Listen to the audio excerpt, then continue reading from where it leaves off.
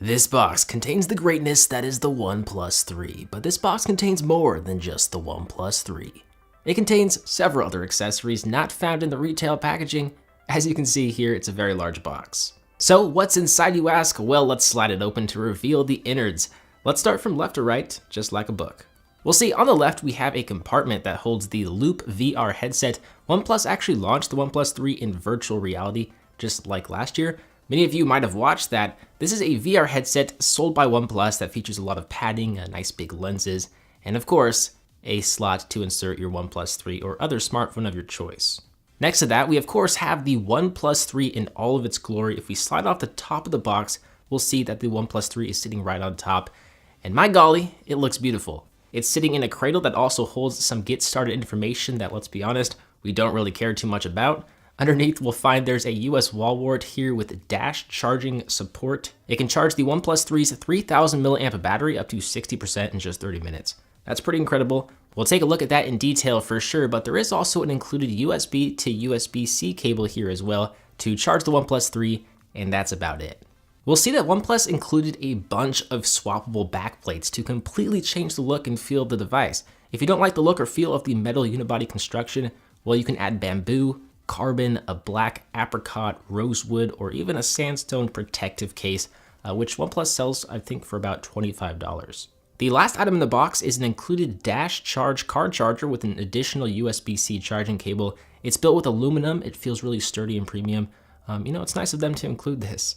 But let's talk about the star of the show, the reason you are all here, the OnePlus 3. We can take it out of the cradle and remove all the plastic and the unnecessary stickers. It's pretty incredible to think this phone costs about half as much as the competition, half as much as the HTC 10 or Galaxy S7. It doesn't feel like it has any compromises here, certainly not in the build department. It's crafted with an anodized aluminum unibody and it measures in at just 7.35 millimeters thick, so it's a razor sharp device. The camera does protrude a little bit, so it makes you wonder why they didn't just fill out the body with battery to make the camera sit flush with the body, but it is what it is, I guess. So there's a volume rocker on the left-hand side, underneath a physical notifications switch that toggles between silencing your notifications or showing all of your notifications or showing only priority notifications. The power sleep on-off button is on the right-hand side underneath the SIM card slot. There's no micro SD card slot, but the OnePlus 3 does feature 64 gigabytes of onboard storage, which I think is enough for most people. A USB-C port, bottom-facing speaker, and 3.5 millimeter headphone jack is on the very bottom of the phone. One of the biggest new additions to the OnePlus line is the fingerprint sensor. It's on the front, and it's lightning fast. I think it's easily one of the fastest, if not the fastest, fingerprint sensor I've ever used. As you can see here, it works very well. The display is interesting because OnePlus didn't beef up the resolution. It's still a 1080p res display in 2016, and it still measures in at 5.5 inches. But they did swap out the LCD with an AMOLED panel to help conserve battery life. And since this phone is so thin and only features a 3000 mAh battery, I'm kind of glad they kept it with this 1080p resolution. Though I would prefer a thicker phone with a bigger battery and a QHD resolution display. With that said, the display looks pretty good based off first impressions. The bezels are razor sharp, colors are pretty vibrant. Of course, the blacks are very true to color. There's lots of contrast. I do want to say the pre-installed wallpapers here are amazing. I'm loving the Art OnePlus. Some of them are kind of trippy, but I gotta say, these wallpapers are beautiful. Now, you might have heard the OnePlus 3 features the top-tier Snapdragon 820 quad-core processor with 6 gigabytes of RAM.